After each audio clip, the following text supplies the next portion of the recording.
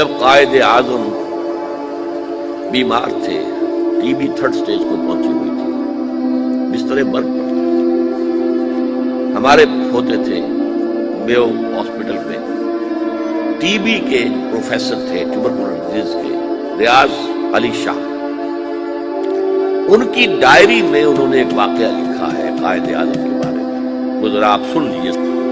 وہ لکھتے ہیں، میرے لیے یہ بات حیرت کا باعث تھی کہ لاہور سے زیارت تک کا سفر طے کر کے میں شدید بیماری میں مبتلا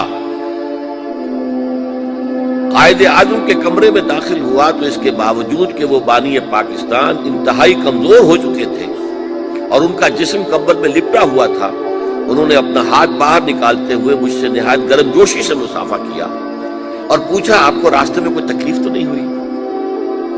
مرض الموت میں مبتلا اس عظیم انسان کے اخلاق، تواضع اور انکساری کی یہ اچھوتی مثال تھی.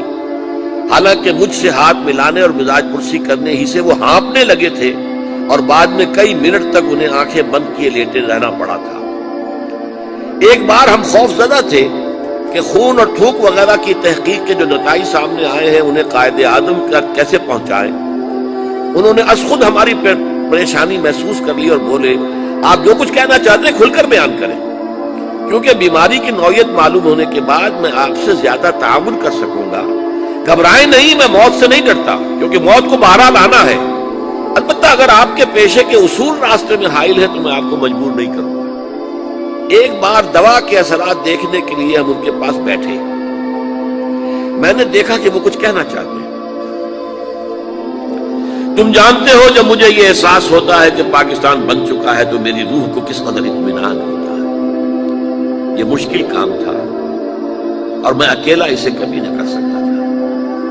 میرا ایمان ہے کہ یہ رسول خدا کا روحانی فیض ہے کہ پاکستان وجود میں آیا صلی اللہ علیہ وسلم. اب یہ پاکستانیوں کا فرض ہے کہ وہ اسے خلافت راشدہ کا نمونہ بنائے تاکہ خدا اپنا وعدہ پورا کرے اور مسلمانوں کو زمین کی بادشاہت دے. سارا میری گفتگو کا جو ہے مواد اس میں موجود ہے.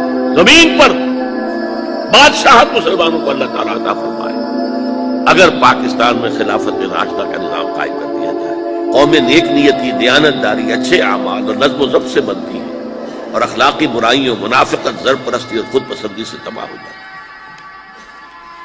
یہ وہ ہے کہ جو ڈاکٹر ریاض علی شاہ کی ڈائری سے یہ اقتباس روزنامہ جنگ نے شائع کیا ہے 11 ستمبر 1988 کو.